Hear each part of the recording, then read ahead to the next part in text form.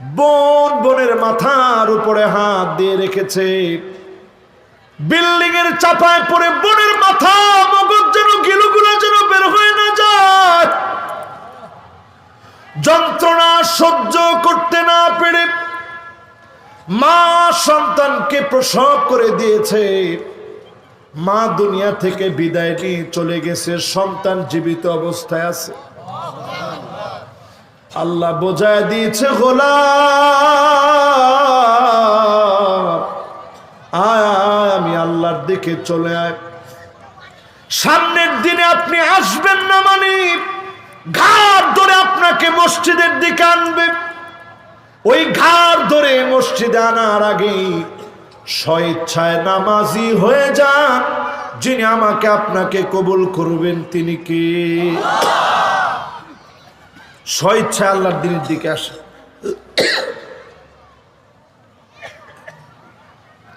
মোহাব্বত নিয়ে আল্লাহর দিনের দিকে আসে।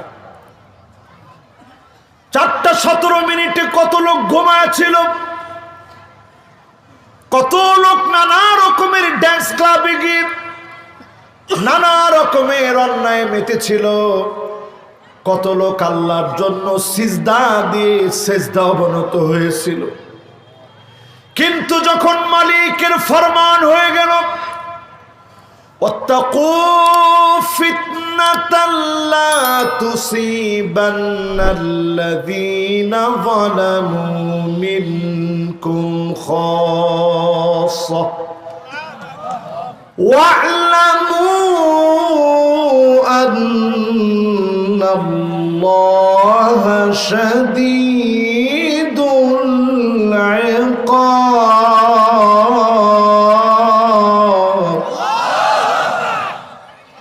আল্লাহ বলেন, আযাব যখন আসবে, আমার ফিতনা যখন আসবে, সবগুলাকে আমি পাকড়াও করব, কাউকে আমি ছেড়ে দেব না। শাস্তি দেওয়ার ক্ষেত্রে আমি বড় কঠোর। আল্লাহ শাস্তি যখন দেন সবগুলারে পাকড়াও করেন। তিনটা বাড়ির মালিক ছিল। 41 সেকেন্ডের ভূমিকম্পের পরে 3টা রুটিরও মালিক নাই, 3টা রুটিরও খবর নাই। পেটের ভিতরে ক্ষুধা, মনের ভিতরে যন্ত্রণা। এমন পরীক্ষা যিনি মুহূর্তের ভিতরে আমাদের উপরও নিতে পারেন তিনি কে? ও মুসলমান, বিশেষজ্ঞরা বলছে, মুরব্বী একজন যাচ্ছেন, আসবেন তো? আসবেন তো? হ্যাঁ, মাশাআল্লাহ। একজন লোকেরও ছুটি নাই কিন্তু মাহফিলে। মাশাআল্লাহ, আমার খুব ভালো লাগতেছে, আপনারা খুব মনোযোগ নিয়ে শুনতেছেন। কয়টা আযাব আসবে? 1 নাম্বার। আরে সুবহানাল্লাহ, 1 নাম্বার। 2 নাম্বার কেমন ভূমিকম্প? অনেকগুলা ভূমিকম্প, অনেকগুলা ভূমিকম্প, ঠিক কিনা বলেন? এই অনেকগুলা ভূমিকম্পের ভিতরে পৃথিবী তালিকা করেছে। এই তালিকার ভিতরে এই সাবকন্টিনেন্টের যে টেকটনিক প্লেট আছে, ভারত সহ, মায়ানমার সহ, আমার দেশ সহ যে টেকটনিক প্লেটটা আছে, বাংলাদেশের টেকটনিক প্লেটটা বড় দুর্বল হয়ে গেছে। এই দুর্বল হওয়ার আশঙ্কা নিয়ে ভূতত্ত্ববিদদের তথ্য অনুযায়ী বাংলাদেশে যেই ভূমিকম্প আসতে পারে তার মাত্রা 7.8 হবে না, 8 থেকে 9 মাত্রার ভূমিকম্প হবে। তুরস্কে যদি 6000 বাড়িঘর ভেঙে থাকে, লক্ষ বাড়িঘর ভাঙবে শুধু বাংলাদেশে, লক্ষ লক্ষ মানুষ মারা যাবে আমার দেশে।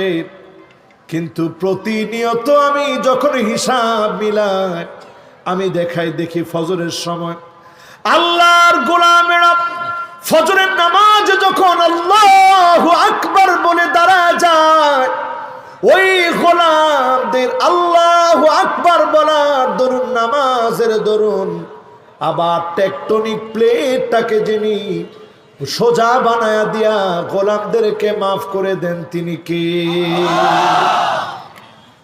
আবার টেকটনিক প্লেট সোজা হয়ে যায়, যেটা বেঁকে গেছিল আবার সোজা হয়ে যায়, শুধু গোলামদের সেজদার কারণে। জোরে করে আল্লাহু আকবার। এজন্য আজকের মাহফিলে যারা আসলেন মুসলমান, সাল্লু ক্বাবলা আন তুসাল্লা আলাইহি, নামাজ পড়ো, নামাজ পড়ো। তোমার উপরে একদিন নামাজ দাঁড়ায় যাবে, আমার উপরে একদিন নামাজ দাঁড়ায় যাবে, আমার মুরব্বীরা বাবাজিরা নামাজ দাঁড়ায় যাবে।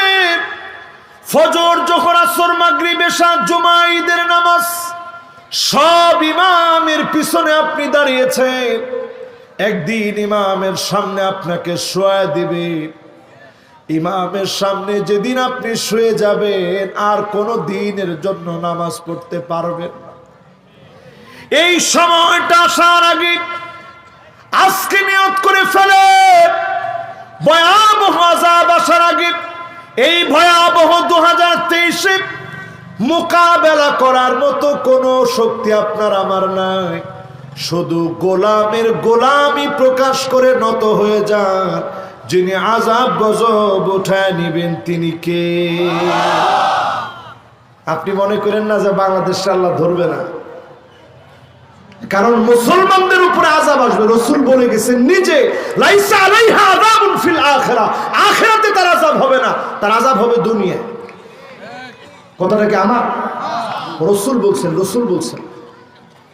তাইলে আপনি বাংলাদেশের কথা চিন্তা করেন, আযাব তো আসার কথা, কিন্তু আল্লাহ আমাদের বিশেষ ভালোবাসে, এই জন্য আল্লাহ আমাদেরকে মাফ করে দেয়। জোরে করে আল্লাহ। এই যে লাইলাতুন নিসফি মিন শাবান, শাবানের মধ্যরাত গেল গতকালকে রজনী, কত গোলাম আল্লাহরে ডাইকা ডাইকা কাঁদছেন না? বলেন কাঁদছেন না? আইনুন বাকাত মিন খাশিয়াতিল্লাহ, আল্লাহর ভয়ে দরদর করে চোখের পানিগুলো ঝরেছে। এই চোখের পানিগুলোর জন্য যিনি হয়তোবা হতে পারে আমাকে আপনাকে মাফ করে দিয়েছেন, তিনি কে? তাহলে কয়টা আযাব আসবে? সবাই বলি আর জোরে। 1 নাম্বার কি, 2 নাম্বার কি, 3 নাম্বার কি?